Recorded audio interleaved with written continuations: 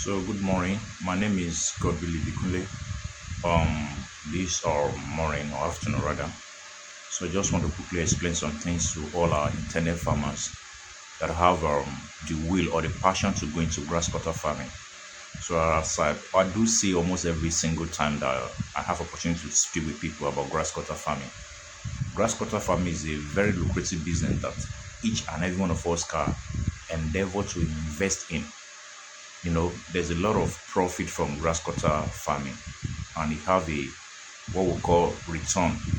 There's a lot of return whereby you can get from grass cutter farming. So there's a return of investment and return on investment when it comes to grass cutter farming. And I do say the period of time whereby you need to breed your grass cutter for you to be able to making some profit to take you from from the H1, which is day one, whereby you bought the grass cutter, to 1.5 years. So it's a long time process. It's a long time process. It's not a thing that you do today and you make your money immediately. So you need to put that at the back of your mind. You need to put at the back of your mind. So when you're getting a colony from us, and I do say a colony consists of 3 female and 2 male. I repeat myself again, 3 female and 2 male. That's what make a colony. Or you can simply call it a family. You can call it a family of grass cutter or a colony of grass cutter. And we are selling ours at the age of 3 months old. And their prices are varied depending on the age of the grass cutter. But you can get as less as 270 from us per colony. The one that have a good breed, the long breed from us. And there is nothing like inbreeding when it comes to our grass cutter farming. There's nothing like inbreeding. And I do explain also that the gestation period of grass cutter will take them 5 good months. What I mean by gestation period is they are going to carry their pregnancy in their tummy for good 5 months before they can either litter or deliver. And their litter range start from 3 to 6. So they can either litter 3 per go or 4, 5, even up to the extent of 6 or 7. So the minimum is 3, the maximum is 7, which you can get from our own farm, access to farm. Then, as I talk about it, before you can venture to grass cutter farming, number one, you need to get the knowledge. Then, knowledge, that means you are getting the training. When you are getting the training, when you get the training, then you will be able to, look for a way for you to get a cage. And we have about 3 types of cages: metal cage, wooden cage, and concrete cage. But I advise you, out of the 3 that I've just mentioned, and if you can just try to look for money to be able to do the metal, which is the iron cage, to be more preferable. So I'm going to be showing it on your screen, to be flashing on your screen so that you can be able to see what I'm talking about. So if you can get the metal cage, you'll be more preferable. Then it helps you to be able to list and number and be able to monitor your grass cutter, be able to number them appropriately. Then they won't be able to be stepping on their feces, their urine, their poo, and the full remnants. So it helps them because there's a net under the cage. I'll be able to palaverate. I'll be able to let them to drop. So when you're able to do that, it will help you on a long run, and it is easy to control their mortality rates. It is very easy for you to control your grass cutter mortality if you can be able to follow the procedures and the training properly. I can bet you will have the upper edge when it comes to grass cutter farming. There are 2 major factors that do affect grass cutter. Number 1, cold.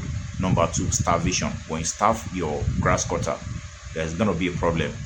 Again, let me add this to it. House cleaning, which is the environment. When you don't clean the environment very well, proper hygiene, you don't clean it very well, you don't clean the environment very well, that environment, when it begins to accumulate some dirt, so you could see a lot of germs can enter into their body via that. So you need to put that into consideration, how to control their weather, then the kind of food to give to them. And what type of food are you giving to them? Are you giving them elephant grass, sugarcane, maize? You can give them as many as food that you can be able to lay your hands on, which I'm going to list in the video also. You have so many feed that you can give to them, both wet feed, both dry feed, and you can feed them with fruit also, ranging from watermelon, sugar cane, watermelon, apple, and what is it called? Carrots. You can give them those things. So those are the part of the supplement you can give to your grass cutter. I will also have what we call formulated food. Formulated food, just like the food that's being given to our rabbits. So we can give them those one also.